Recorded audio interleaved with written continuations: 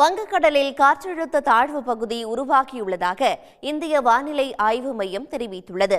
இந்திய வானிலை ஆய்வு மையம் வெளியிட்டுள்ள அறிவிப்பில், மத்திய வங்கக்கடல் பகுதியில் நிலவி வந்த வளிமண்டல மேலடுக்கு சுழற்சியால் மத்திய மேற்கு மற்றும் அதனை ஒட்டிய வடமேற்கு வங்கக்கடல் பகுதிகளில் குறைந்த காற்றழுத்த தாழ்வு பகுதி உருவாகியுள்ளதாக தெரிவிக்கப்பட்டுள்ளது.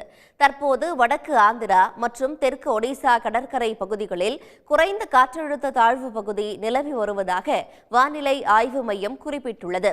இதனிடையே தமிழ்நாட்டில் கிருஷ்ணகிரி, தருமபுரி, திருப்பத்தூர், வேலூர், ராணிப்பேட்டை, திருவள்ளூர் மற்றும் காஞ்சிபுரம் ஆகிய 7 மாவட்டங்களில் ஓரிரு இடங்களில் கனமழை பெய்ய வாய்ப்புள்ளதாக தெரிவிக்கப்பட்டுள்ளது.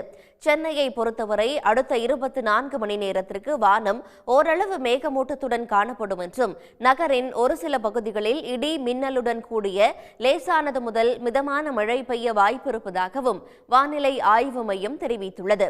மன்னார் வளைகுடா, தென் தமிழக கடலோர பகுதிகள் மற்றும் அதனை ஒட்டிய குமரிக்கடல் பகுதிகளில் மணிக்கு 55 கிலோமீட்டர் வரை காற்று வீசக்கூடும் என்பதால் மீனவர்களுக்கு எச்சரிக்கையாக இருக்குமாறும் தெரிவிக்கப்பட்டுள்ளது. உடனுக்குடன் செய்திகளை தெரிந்து கொள்ள சன் நியூஸ் பெல் ஐகானை கிளிக் பண்ணுங்க.